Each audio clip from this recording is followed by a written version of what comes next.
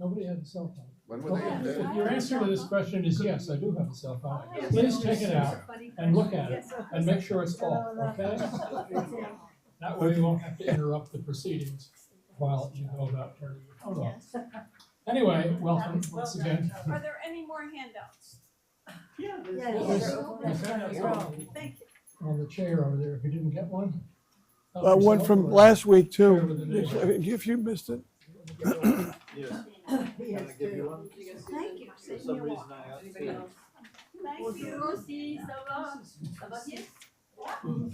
So we resume with class 2 of fathers and sons, with the Breughels or Breughels, however you want to say it. And the floor is Harry Gratwick's. Harry? Thank you, thank you. Let's turn the, is it on mute? Ed, is it on mute? Okay. Well, thank you all again for coming. And Pieter Breughel is certainly one of my favorites. I know many people here enjoy him very much. And I really enjoyed doing the research for this. I taught one class a few years ago. I did something on Breughel as a part of another art series. But we're doing now his Breughel and his sons. And the difference with this class and last week's is the father is the more prominent of the artists, whereas last week Hans Holbein was the more prominent than his father, Holbein the elder. So what you might notice here, 1525 to 69, he dies at the age of 44. Very young even for that age. He never really knew his sons, who were maybe 2, 3, 4 or so in there when he died. But they, on the other hand, obviously worship him, and they continue to paint in somewhat the same genre that he does. He specializes in genre paintings of peasants, often with a landscape, and the spelling in his case is he drops the H from his name. He's from the town, probably from the town of Breughel in the Netherlands or in the lowlands, Flanders. And then his sons put the H back in, just to make sure they could distinguish themselves from him, I guess. He has 2 sons, Peter the younger, and then Jan, who I'll talk more about at the end of the period, but I want to focus mainly on the father in this case. He's one of the most significant artists in the Dutch and Flemish Renaissance as a painter, as a printmaker. He's known for landscapes, mainly for peasant scenes, genre painting, as I said. He was a pioneer in presenting both of these types of subjects as large paintings. Very short career. I said he dies at the age of 44. And most of the work that he does is in the last 10, 12 years of his life when he comes back from Rome.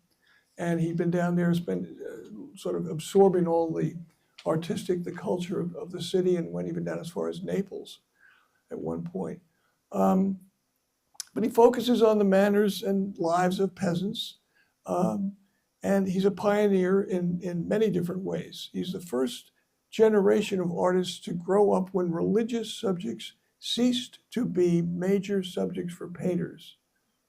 I think that's important.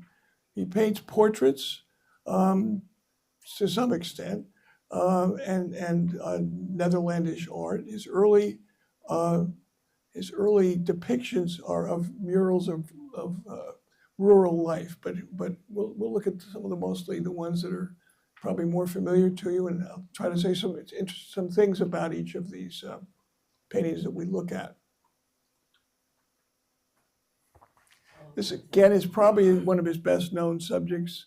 1567, he dies in 69, and there are an awful lot of his pictures that I'm going to show you are in the last 5 or 6 years of his life. And I won't try to pronounce the name of the museum that it's located in. Maybe you can. It's there. Most of his many. Can anybody try it? Kunsthistorisch. Okay. Thank you. This celebrates a peasant wedding. It's in a barn. Influenced 17th century artists, especially in village scenes. And he's the father of this kind of life. So it depicts peasant life. He's somewhat influenced by Hieronymus Bosch, who is a little older than he is. Now notice the figures that you can see in here. Here is the probably, again, artists are going to be, there's the bride right there sitting under the tapestry. And you look around and you say, now, where's the groom? And that's not terribly clear. We know the bride, probably her parents sitting right next to her here, you can see. And then there's a monk over here. And this man has been thought as probably the manager of the estate, or the high-ranking figure in the whole community, this more elegantly dressed individual. There's speculation that these two right here might be, these servers might be her brothers, right here and right here. Now, find me the groom. Any sign of the groom? Anybody speculate? And again, I theorize it might be this guy quaffing down the 12th can of beer or ale, whatever he's drinking right here. And then another event, but apparently they were limited to 20 guests that could come to weddings. That for some reason, I don't know where that came from, but a lot of people jammed in at the door, sort of overlooking and maybe imbibing a little bit, who are standing back in here. It's only a little barn. It's not that big, but it includes all sorts of different elements in the peasant community at that particular time. The groom is, as I say, the groom is probably right here, standing next to this figure in blue, who's sort of supposed to be the dominant figures in the picture. Then, of course, there's the question of feet, right here. Which feet belong to who here? There's sort of odds and ends of feet sort of scrambled in there. There's two there, some right here, and there's a weird one right here. Look at the angle of that shoe right here. Who's sitting to belong to that shoe? He loves to throw in these little sort of quirky things, and they resonate throughout much of his art. He's held in high regard in his lifetime. Breughel was really neglected until the 20th century comes along. And here are another picture of the feet, a little closer up in here, and more you can see in here. But those are, and then just clay pottery for drinking out of. It was a very simple, basic life that these peasants are living in the middle of the 16th century.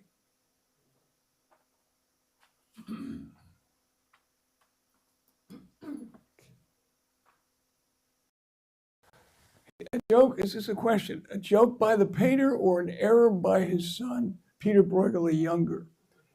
Pieter Breughel spends most of his lifetime copying and making copies of his father's work, and good ones. These are somewhat. This is quite similar to the other, but notice he leaves out the feet down in here. There are no feet that belong. Most feet belong to everybody. One guy only has one leg, I guess, in there. But and here's another close up of the feet. That right here, there's something's missing in these circled ones. But it's a similar scene. This is by the son. He simply eliminates the third foot altogether. Okay, children's games, 1560. Again, this is in mid-career, 1560. Oil on panel. The entire composition is full of children playing a wide variety of games. And if you look closely at this, I guess I've got a couple more to show you close-ups, but there are no toys per se. No one's riding a tricycle or a scooter or playing dominoes or something like that. Maybe they are playing dominoes, but look at all these different games. Somebody does have a wheel down here, but this is the way children played before these toys came in to occupy so many waking hours. Brueghel's painting must be one of the most comprehensive compilations of pre-modern children's games ever created. It's imaginative sort of thing that he's done here, depicting more than 230 children. I counted them up, so I may be slightly wrong, playing 83 different games, all delineated in tiny detailed scenes. There's no facial expressions to look at. And I'll say when we get a little further, you'll see some of his very late paintings are of people with expressions and some of the close-ups, but these are all just little smudges on a great big picture. this one in Vienna, as most of his paintings are in the museum in Vienna. Let's see if I've got some close up here. So you don't see much in the way of expression, facial expressions.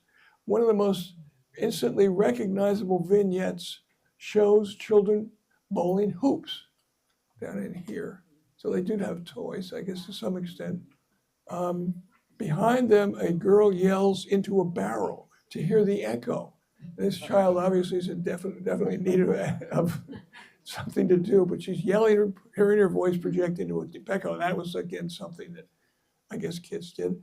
And on the left, a couple of boys riding a barrel, perhaps heralding modern skateboarding. I don't know. It's sort of, but that was, again, these were things that people did, and those children did in those days to sort of entertain themselves. A variety of outdoor activities without any equipment. Rag dolls, maybe they play blind man's buff, they might play a little bit in that, they do some of that. Okay, more detail. Horsey, horsey. I'm not sure as we played that when we were younger, but these riding on some other soul's poor kid's back right here. Pulling his hair right over here on the right. These are all visible back in the big picture, and then tossing this boy back and forth in different directions. This is one of the interpretations of this picture. Is sort of as a moralistic warning to adults not to fritter away their lives as if it were a game. That's one of the descriptions, at least I've read about it. Suggests, some argue, that as serious faces of the kids, most of whom don't particularly look as if they're enjoying themselves. Maybe that's, you can see that. Let's see if I can look back just to show you this one again. You can see the children's games, and you can see maybe where some of these are located. There are the hoops right here. And you can just see just sort of several hundred children in participating in this, and yet there is this moralistic overtone to it. Okay, next big picture, again, without much in the way of expression, the fight between Carnival and Lent, 1559 in Vienna, depicting a common theme of the time, pleasure versus piety. On the left is the bar, the tavern over here. On the right is the church. Fewer people in the church, in front of the church than in front of the tavern. This is this fight. On the left is the inn with people enjoying themselves, and the right is the church. The more grotesque the work, the more people loved it. Within the hubbub of Brueghel's market, all manner of dichotomies exist in various tensions. The conflict between loyalty to joviality and piety, indulgence and abstention, temptation versus repentance. Every winter and spring, this event takes place in the skeletal, I'm not sure if you can see the trees here, just beginning to come out as this spring is beginning to come at the end of the winter. This is a 4x6 composition. It's a good size. And he's had fun, and that's why, most of his paintings are large. And that's why he is able to reach way into the background and paint figures doing different kinds of activities. Signs of piety, lower right. The signs include the presence of the church, veiled statues, there's a veil over the statues, alms to the poor, religious processions, and figures engaging in prayer and penance, contrasting with the excesses of the boisterous revelry of the carnival-themed side, that left side of the painting. Breughel is documenting this practice of giving alms to the beggars during this period of the year. Now, can't you tell the beggars are somewhere right in here? There's my thing here. Beggars are up in there. Not many people around the beggars. People try to avoid them as much as possible in this area over here. Most of the people are down here in the sort of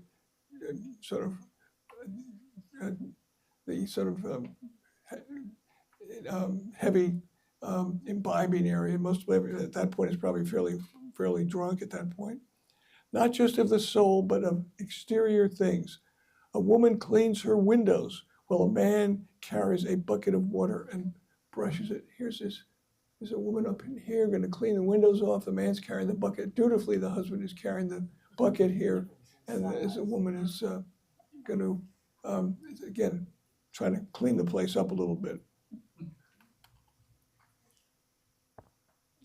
Detail, Lord of the Carnival. This is in the lower left of the big picture.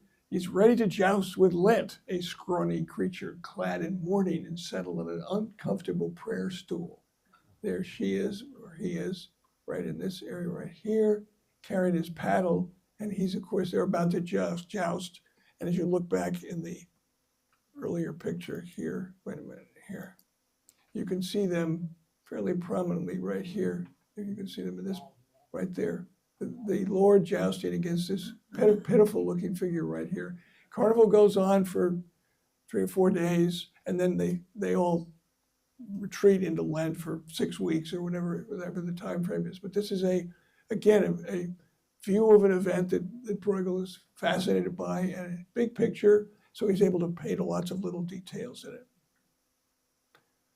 The portly Lord of the Carnival sits astride a barrel with saucepans as stirrups, a pie on his head, and a spit with a roasted suckling pig is in his hand. He's wearing a very well-tailored codpiece, too. Yes, very well tailored. Thank you. He's being pushed forward by a clown, followed by a masked man carrying musical instruments, and a figure who balances on her head or his head a table groaning with waffles, typically eaten at these Flemish carnivals. The Lord of the Carnival is ready to joust with Lent, a scrawny creature in mourning and seated on this uncomfortable prayer stool. Lent confronts Carnival's rich holiday food wielding a baker's paddle, holding 2 meager herrings at the end of that. See the herrings on the end of that baker's paddle. The beehive on the Lent's head is an allusion to the honey that it was permitted to eat on feast days. Again, these are details that if you saw the real original, if we were in Austria seeing it with Vienna, we'd get a better look at it. More details. Lent is a time for restraint. All the things that were enjoyed during Carnival were abandoned. Meat, eggs, dairy products, alcohol, and sex were all given up, were to be given up. Fish replaces meat. And here you see the season is represented by an opportunity to overturn social hierarchy and invent norms of behavior, often under the cover. Hence, they dress up in these masks. This gives individual a brief moment to indulge in chaotic displays of behavior that temporarily undermine the sanctity and the prudishness of daily life through Lent. So here they are, working right here, stirring up, frying the fish in this particular picture right here, and the fish over there you can see in this picture right here. I talked about beggars before. Now this is not in the picture, but these are pictures of people that Breughel saw. I mean, this is the way people would go around, the kind of crutches they'd use, the kind of artificial limbs that they'd use, and people mostly disdained them. They're obviously trying desperately to stay alive. He works in a chaotic age of political and religious strife. People revel in the crude, aggressive humor directed towards these poor souls. Although Breughel was known for depicting everyday scenes of his times, this message has puzzled art historians. Why does he make such a big deal about these poor souls? Ordinary people delight him, and while he doesn't hesitate to reveal their foibles, he felt a real honest affection for them. This could simply show ridicule, but it also could be an allusion to the annual Beggars' Feast Day, where beggars would sing as they begged the Monday after Epiphany. Scholars debate whether this tone is satirical, sympathetic, or politically charged. It's not not really clear, as people who studied this picture much more than I have, what the message here. But it's an interesting, there's an interesting difference between the other pictures of Bruegel's that you're going to see. Pictures composition with the figures at the edge of the town, looking at the countryside in the background, back in there. Let's see. What is that on their vest? What is what, back there? On their clothing, white clothing, they have something hanging. I don't know. That's an interesting question. What is that person with the white with the red streaks on it? Yeah. Maybe to identify, well, they all have that on. They all have these, maybe to sort of, people can identify them. Three of them have it. Are they lepers? They could be, yeah. They could be lepers.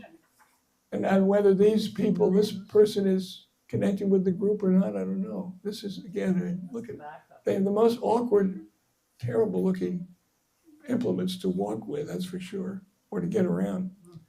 The painting with the figure at the end of the town, as they're looking, some of them are looking out at the countryside, highlights their position on being on the fringes of society. That's the important, one of the important messages. They're sort of on the outskirts here. Another very well-known famous scene here, peasant dance. His scenes of peasant life are lively and unsentimental depictions of common occurrences. Now you're beginning to see in this picture at least more expressions. This is not the sort of the long distance shot of hundreds of people milling around in the square. And you can see these different, they've hired, apparently in those days they were traveling bagpipers. They went around and this man has been hired for the day to celebrate this particular event, this scene. Gluttony and lust and anger can all be identified in this picture, and many more facial expressions. The man seated next to the bagpipe player wears a peacock feather in his hat, a symbol of vanity and pride. The dancers turn their backs on the church and pay no attention to the image of the Virgin, which is up on the tree right here. Again, you probably can't see it. There's a picture I've seen in books that shows, it's up in here.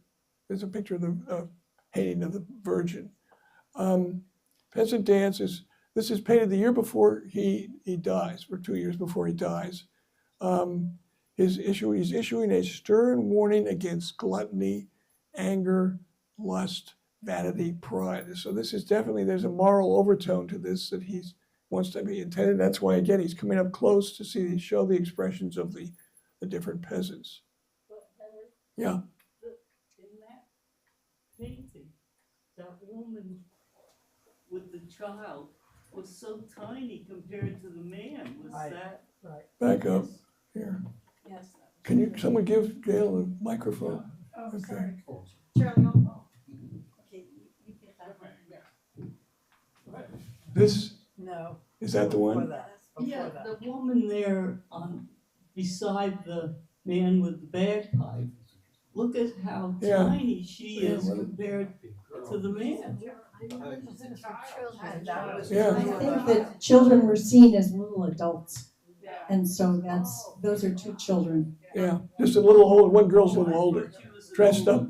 They don't, even the little girl doesn't have any special children's garb or anything. Okay. All right. Well, there's some detail of the peasant dance, peasant wedding, peasant dance. Probably, it's thought that Breughel intended this painting to have a moral sense rather than simply being an affectionate portrayal of peasant life. Again, gluttony and anger can all be identified in this picture. You can see the different forms of things to avoid during Lent. Gluttony and anger. The prominence of the tavern makes it clear that they are preoccupied with material rather than spiritual matters. And the center was important. Okay, now we're going to the big one. This is I'm not going to try to explain all these things, but Netherlandish proverbs.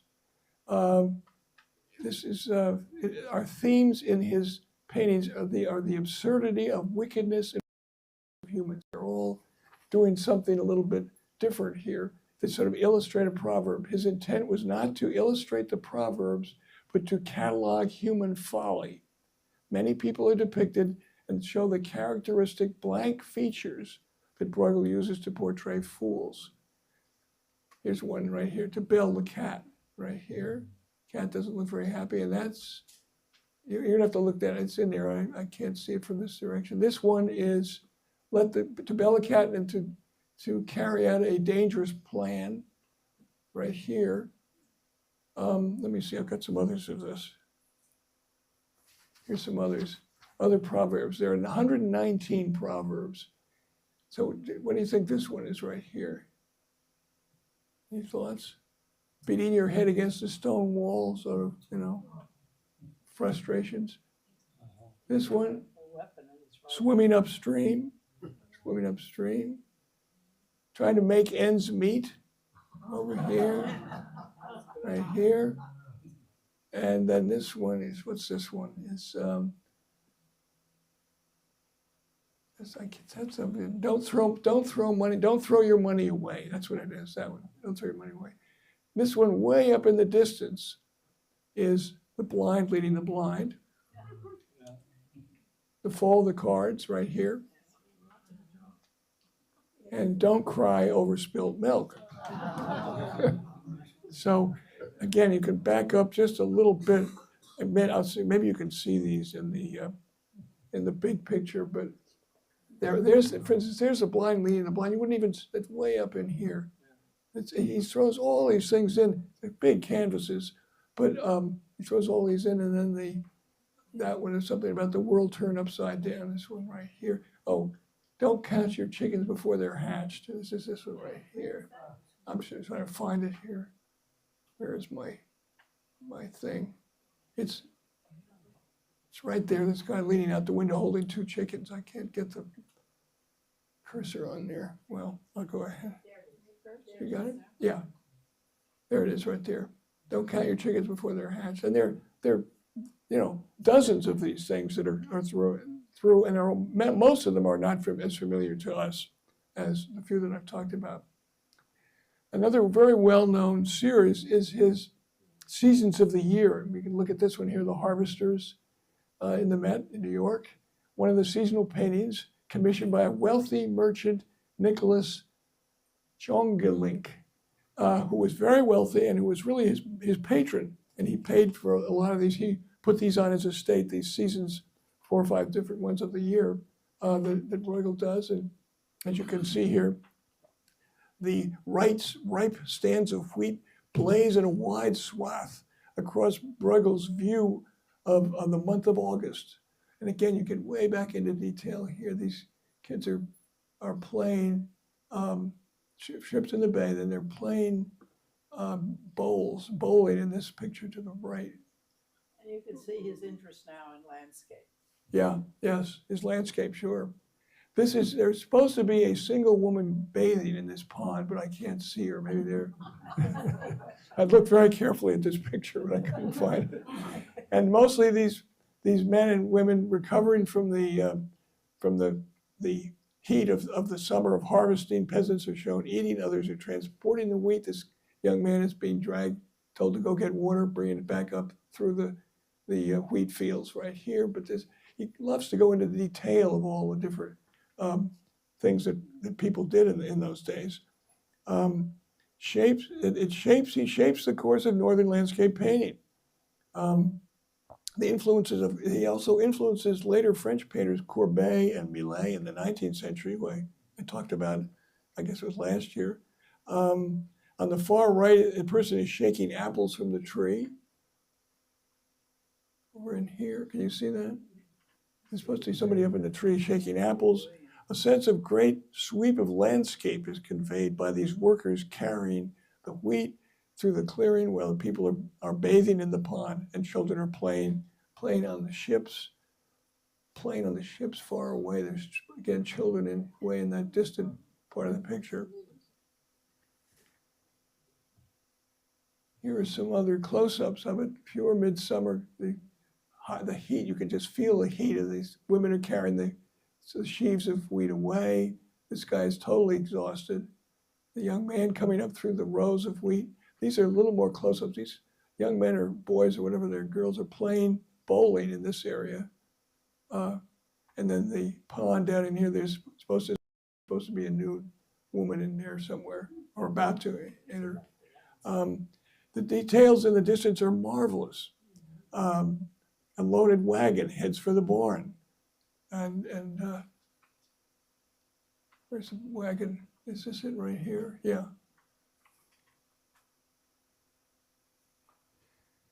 The hay harvest, another one of his, in Prague Castle in Prague. This work was another of the series of 6, representing 2 months of the year and the glories of June and July. It's not quite as late as the one that you saw before. There's a profound sense in which human activity is at best peripheral to the life of the landscape itself. Breughel is concerned to show the seasonal affairs of men are dictated by the land. This is interesting in this picture right here. There's no landscape that looks like that in Belgium or in Flanders. And that apparently is an influence from Italy. When he was down in Italy, traveling down, and he loved landscapes. He did a lot of drawings of landscapes, but that's not a Netherlands Flemish landscape at all. Workers are scything the grain in a large field of the painting. In the foreground, other laborers harvest vegetables and pick berries. Everyone is working to bring in the food, men, women, and children, as winter isn't that far away, which they will need the hay to sustain the draft animals for the long and arduous months ahead. And this is right in the middle of one of these really brutal ice ages. It comes along for about 2 centuries in the early modern period. So it gets very cold. And here we illustrate, this is 1565. Hunters in the Snow, again, a familiar painting. You can enlarge any part of this picture and you will see his detailed artwork. The hunters are coming back from an expedition accompanied by their dogs. By appearances, the outing was not successful. The only thing they've caught is a fox that hangs over this hunter's back right here. Dogs are sort of staggering in, puppies sort of frolicking around in here, I guess. And then, but the detailed landscape, again, the mountains in the background are totally sort of Breughel's imagination. The dogs look downtrodden and miserable. The painting prominently displays a crow sitting in the tree branches, and a magpie flies across the center of the scene, sort of a slash of this bird up in here at the top, right there. Each gives the other some function of meaning. The hunters in the snow is a sort of corroborative evidence of the severity of the winters in this little ice age. Breughel's emphasis is not on the labors that mark each season, but on the atmosphere and the transformation of the landscape itself, how it changes so totally. The mountains, as I said, are out of place. And magpies actually were thought to be associated with the devil. So maybe that's why he's included that up in there. Again, some details. Originates from extreme cold, as I said, 1564 to 65. The big one right in here just shows people ice skating, playing games, sliding around, which is probably pretty hard to do given the type of weather it was. The hunters in the foreground are moving, and right in here, maybe they're playing hockey or something like that. A stag at the Stag Inn, right here. This says the Stag Inn right here. A pig is being roasted on a spit preceding a feast. The top right, people are carrying loads of sticks up this ladder of stairs across this roof and over to maybe to where they live over on the other side of the picture. So that everybody's doing, well, I shouldn't say everybody's doing something. These people are out here just sort of sliding around in the ice because there's not much they can do in terms of the weather, because of the weather. Another one, Gloomy Day, 1565. The calendar year, I didn't realize this before, begins in March, not in January. Note sort of the half-awakened spring. It's March, this weather beating the boats around in the river right here. Some of them are going to get crashed. One of them's trying to get out of the river. Notice the mountains, which are totally different even probably from what's in Italy. The scene is early spring, set around February or March, portrayed by the bleak atmosphere and leafless trees. The paper crown around the boy's head, which maybe you can see that right here, down in there. Down in the corner, right. Yeah, and this eating of waffles are references to the carnival time prior to Lent.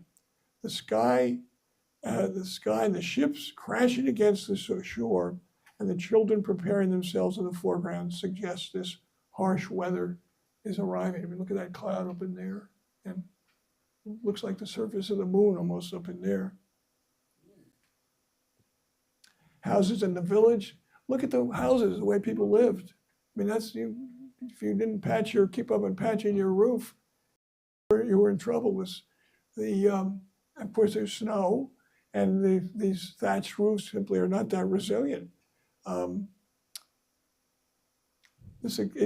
picture exudes an ardent melancholy, a strange quality, at once gentle and powerful.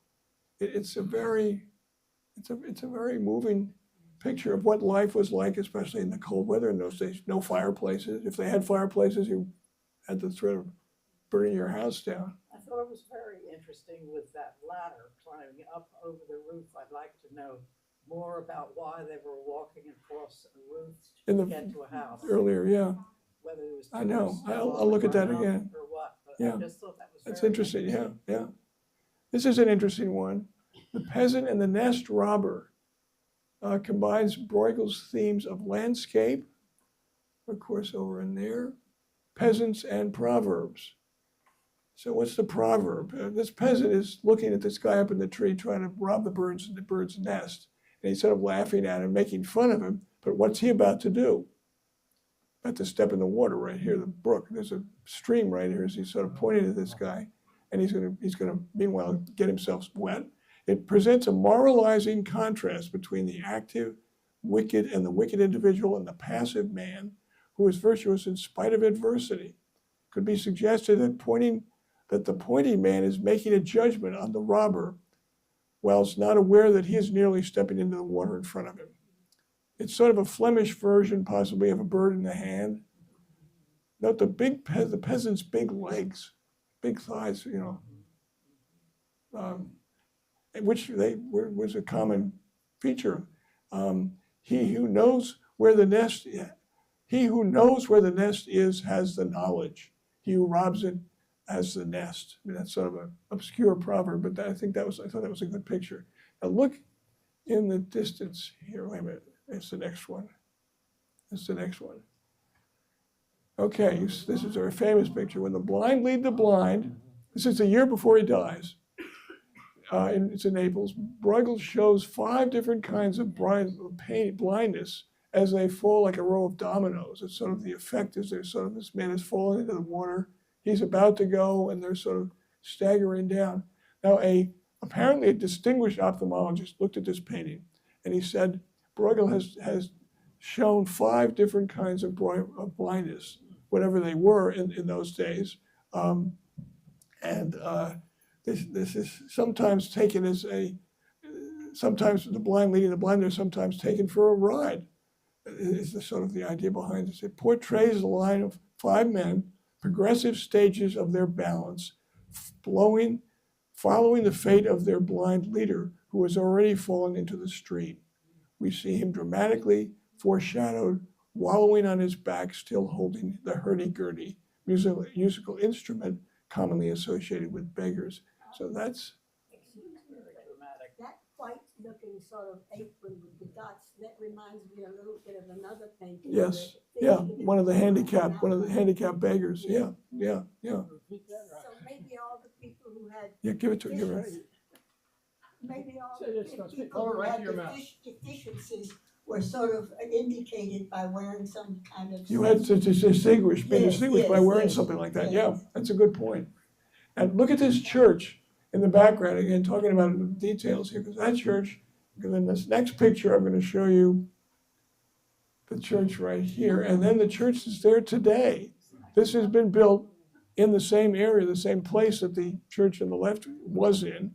And they attempted to replicate that church, which is in southwest of Brussels today, an area in which Bruegel regularly visited. The church in the paintings, strikingly similar to St. Anna Pide at the village of De Beek, which stands there today. It's sort of an interesting background feature. Okay, now I want to see if I can show you this. Let me show you if I can get this. Yeah, let me see here. Okay. We get the point. Yeah. Yeah.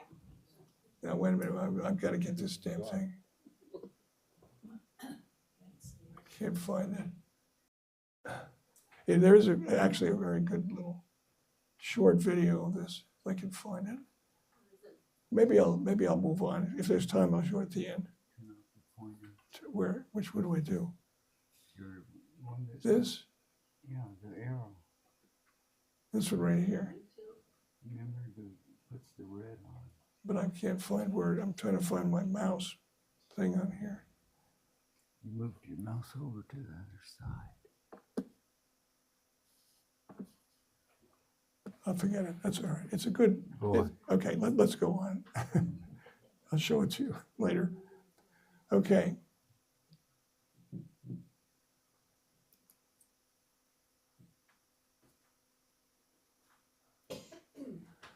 Okay, now moving on. Tower of Babel, 1563. Again, last 10 or so years of his life. Combines a panoramic and miniature painting. Now look at the details on this thing. The figures. So a big painting on the left is a 16th century crane. Halfway up this, it's over in here, right there. And that shows you the detail that he's included in all of this. On the right is part of the city of the Tower of Babel. A cart rides across the bridge. Women are washing clothes. They're hauling stones up to make the tower bigger. This would be the Tower of Babel, or Babel would be the largest skyscraper of anything that no one had ever seen anything in Northern Europe like this. And so this is constructed a figment of Bruegel's imagination. Here's the local ruling emperor right here. As they've crossed the bridge, women are washing clothes. This whole thing is in a state of sort of assembly. You can see that there's a lot of temporary building along the walls. Judging by the female figures and the hanging clothes, the workers' families have already moved to them. It already looks like an anthill more than a majestic tower. Work goes on everywhere. Obviously, people understand each other a bit here, therefore they can't agree on how to build a tower. Look at all the different ways in which they're trying to build it. Up above the sky, it's supposed to reach up to the heavens. I mean, that's the idea of the tower as it was viewed originally. The king and the entourage visit the builders right here. A peak above the clouds over here. And then this showing these workmen way up in this distant ledge over here, up in here. You can't even see them in this particular picture up in there. Building, part of it's rising up to the clouds up to heaven right here, and the emperor right down in here.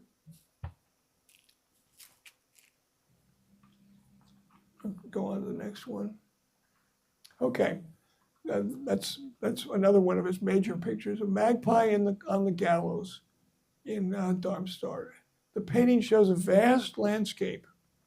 Again, we say he's a landscaper as well as a painter of the peasants. The peasants are in the foreground. A foreground of woodland clearing containing 3 peasants dancing to bagpipes next to a gallows on which a magpie is perched. You can imagine all the different suggestions that picture makes. The gallows is in the center of the picture, divides it neatly. The flimsy gallows may represent the threat of execution to those who are preaching the new Protestant doctrine. That's, again, a suggestion he's making here. And the painting may allude to several Netherlands proverbs. There's a direct allusion to the proverbs of dancing on the gallows or shitting, on the gallows, meaning the mocking of the state. This is one of the intentions here. Again, the landscape is sort of moon-like almost. Breughel asked his wife to burn some of his pictures, most of his pictures, on his death, but he told her to keep the magpie and the gallows for herself. So you can read into that what you want, but that's the one that Harry, what are the figures in the foreground, the three figures? they're just dancing. They're dancing. Yeah, that's all. They're just dancing on the, over maybe the grave of somebody who's been executed. I mean, that's another theory. Here's a suicide of Saul, also in Vienna. Breughel depicts 2 of the 7 suicides to occur in the Bible. That's Saul. We probably all know the other one. I looked them up. The other 5 I'm not familiar with. But anybody know what the other well-known suicide in the Bible would be? Samson, bringing the temple down on his head when he pulls the pillars apart here. Before the depicted battle against the Philistines, Saul consulted with a witch who told him that God was no longer operating in his favor. She told him that he would die in this next battle and that David would become the new king. Talk about a self-fulfilling prophecy. At the beginning of the battle, 3 of Saul's sons die. Saul commits suicide because he was mortally wounded in the battle and he wishes to avoid capture and disgrace. So here he is up in here, falling on his sword.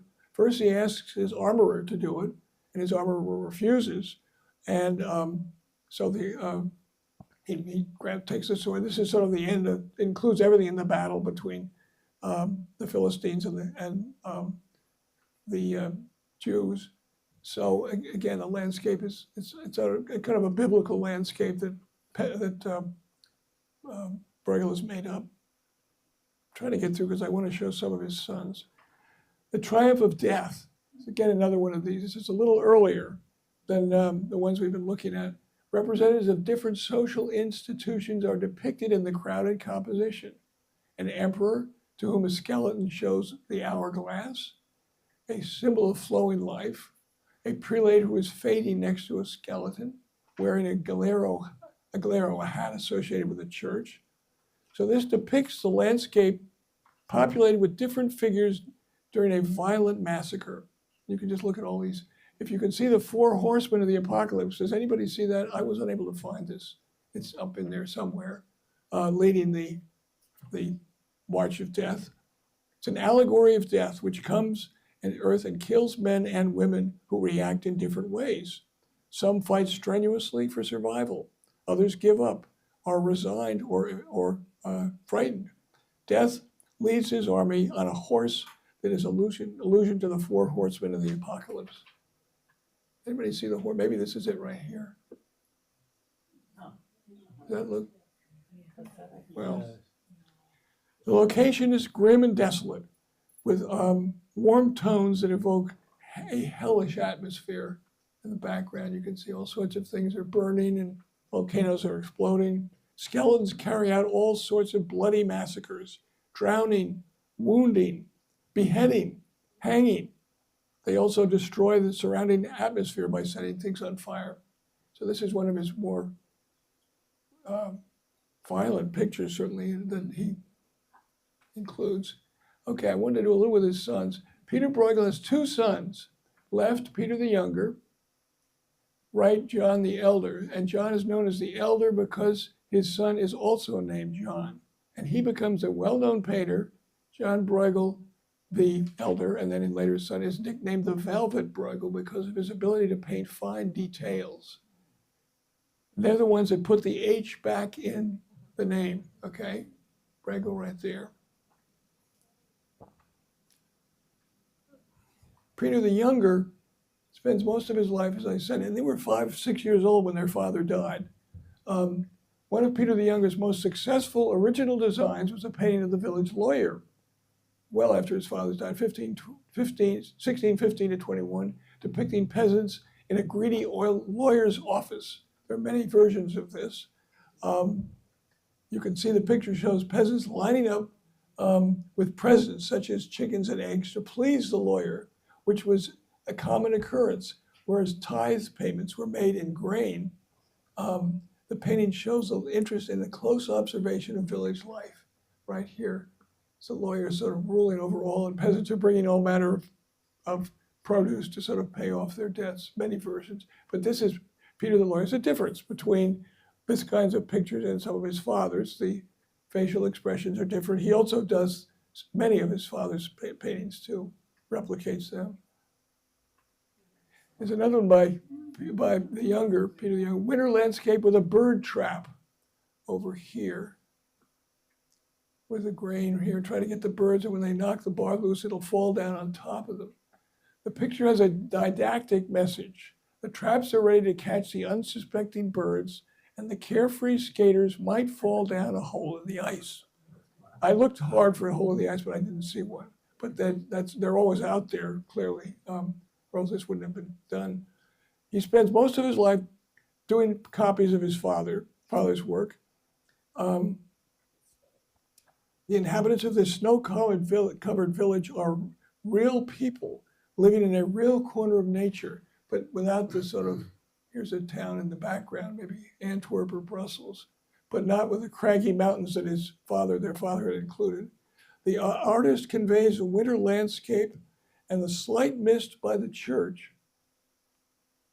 Was he able to earn a living by repainting his father's paintings? I mean, what was? I can't hear you. Give her, Charlie, give her the microphone. I just wanted to You have know, to talk right into the mic. I just wanted to know what the son was Hold it thinking. right by your mouth. Did he resell the copies that he had made of Yes, his father? yeah, he did. I see, so he earned his living. Oh, yeah. I see, that's very. I think people realized that they were copies, I see. but that's why the name sort of disappears for Yeah, several centuries I see. until the 20th century when it comes back into fashion. Yeah. Okay, so there's a nice winter landscape, some of his originals. Here's The Alchemist. Typical of the depictions of the alchemist, works in this makeshift lab as he tries to discover the philosopher's stone, a material that will turn base metals into gold and silver, which they thought was still possible right here. The alchemist works in his makeshift laboratory as he tries to discover this stone, a material that would turn metals into gold and silver. He's assisted in his pursuits by a fool who is shown squeezing air from a bellows. Right here. Trying to keep the fire going. And all sorts of other sort of gestures outside. The alchemist's wife sits behind the fool and displays an empty purse. Right here. It's a sign that her husband has squandered what they have had here in this quest for the stone. He's assisted in his pursuits by the fool. Throughout the window, we see the eventual outcome of the alchemist's folly as the family are welcomed at the poorhouse up in here. So it's not going to work. And then another one by Peter the Younger, location, University of Birmingham, peasants bundling firewood are often painted as one of winter's labors, and on the right, a country brawl. The peasants, with their accomplice in the distance, look, see, they're taking firewood right here. There's this guy waving, okay, it's okay to grab the wood or something and bundle it up. The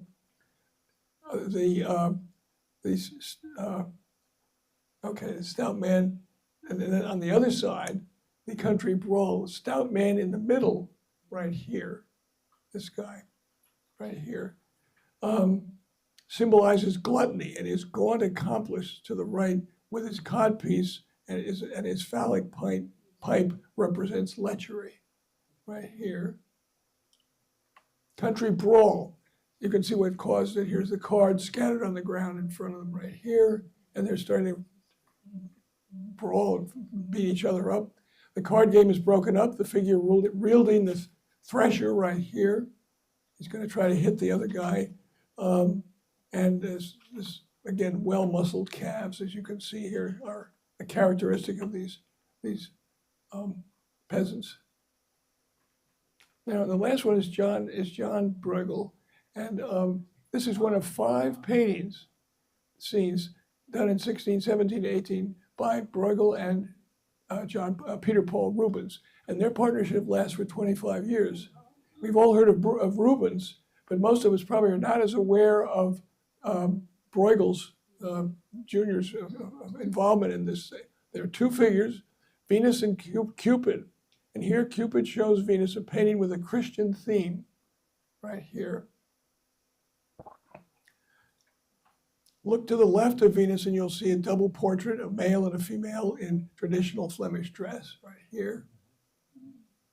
Basically, Rubens did the figures and John Breughel did all the background and all the landscape and but they were a team. They really worked together very well on this thing. I want to move on a little bit in a minute.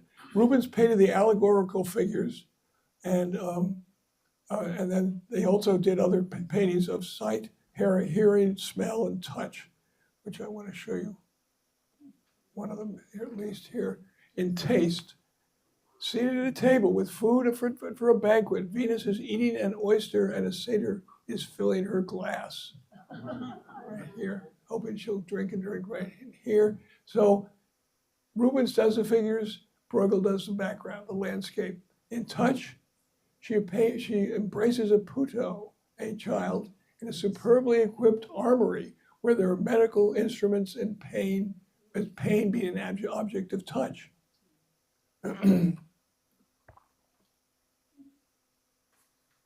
And then the last of these, the 5 senses, a set of allegorical paintings. In hearing, the woman is playing the lute among a collection of musical instruments and clocks, and in smell, she sets the flower in a garden with a perfume distillery visible to the left. Alongside these religious imagery, we see scientific instruments, telescopes, globes, pointing towards the importance of astronomy in those days and the natural sciences. We see a Persian carpet. This is on the left.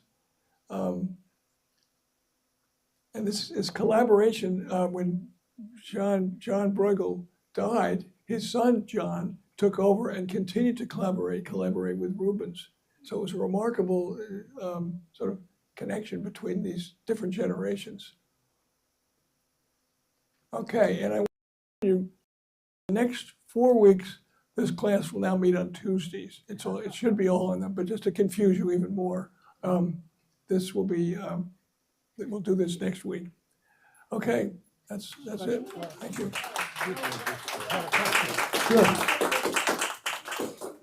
Couple of questions. Question.